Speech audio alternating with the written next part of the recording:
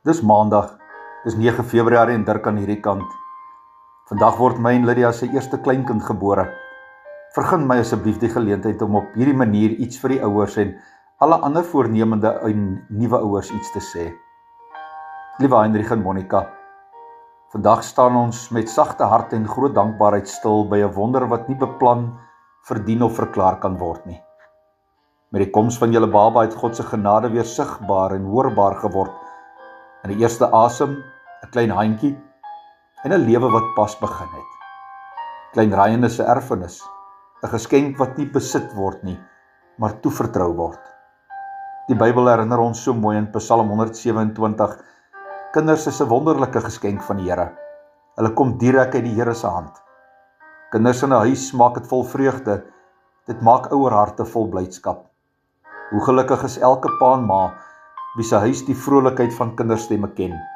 Hulle hoef nooit bang te wees vir hulle vyande nie. Klein Ryan is nie net 'n nuwe lid van julle gesin nie. Hy is 'n erfdeel, 'n kosbare geskenk wat God self aan julle toevertrou. Nie iets om te besit nie, maar iemand om lief te hê, te beskerm en met wysheid te lei.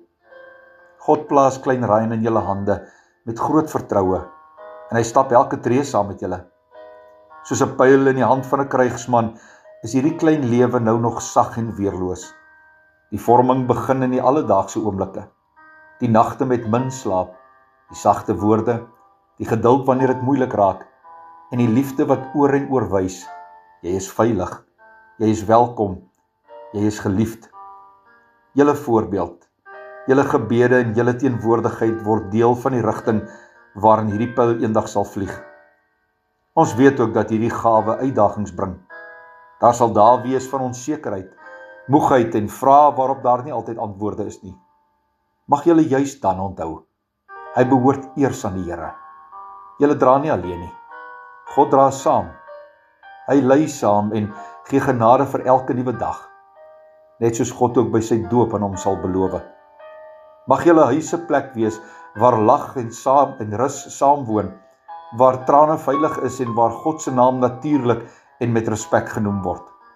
Mag Klein Ryan groot word met die wete dat hy nie toevallig hier is nie, maar doelbewus, geken en liefgehê, lang voordat enigeen anders hom kon vashou. Welkom klein wonderwerk. Welkom in 'n familie wat jou reeds liefhet, in 'n wêreld wat jou nog gaan leer ken en in 'n storie wat God self reeds begin skryf het.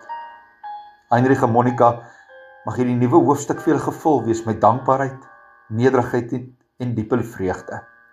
Ons vier saam met julle. Met liefde, Papa en Mama.